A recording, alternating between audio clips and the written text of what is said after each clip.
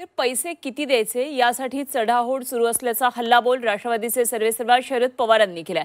अर्थकारण करून निवडणुका जिंकण्याचा हा प्रयत्न सुरू असल्याचा आरोप पवारांनी केलाय।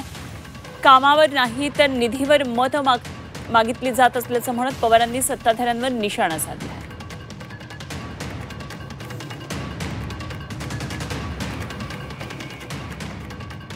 तर शरद पवारांनी सत्ताधाऱ्यांवर हा निशाणा साधलेला आहे। पैसे वाटपाच्या मुद्द्यावरून शरद पवारांनी आपले मत व्यक्त केले। पैसे किती द्यायचे यासाठी चढाओढ सुरू आहे। कामावर नाही तर निधीवर मत मागितली जातात असं त्यांनी म्हटलंय।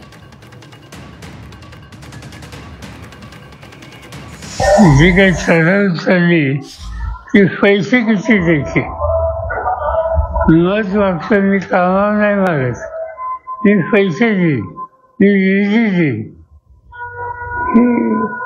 ही काही गोष्ट चांगली नाही।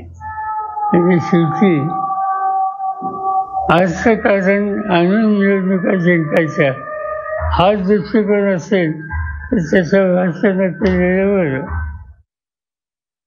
सरकारच्या योजनांचं संपूर्ण मांडणी आम्ही करत असतो।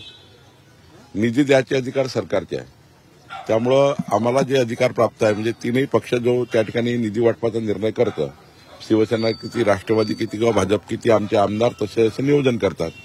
आता नियोजनामध्ये 237 आमदार आहे, त्यापैकी फंडचं नियोजन होतं, त्यामुळं सर्वांना अधिकार आहे आणि शेवटी अंतिम मुख्यमंत्री करतात, त्यांच्या खात्याचे अधिकार त्यांना आहेत।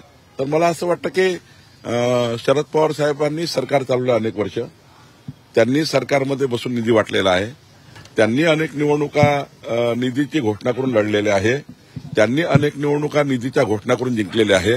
त्यामुळे शरद पवार साहेबांनी आता इतक्या उशिरा आम्हाला हे सांगणे मला वाटतं योग्य नाही।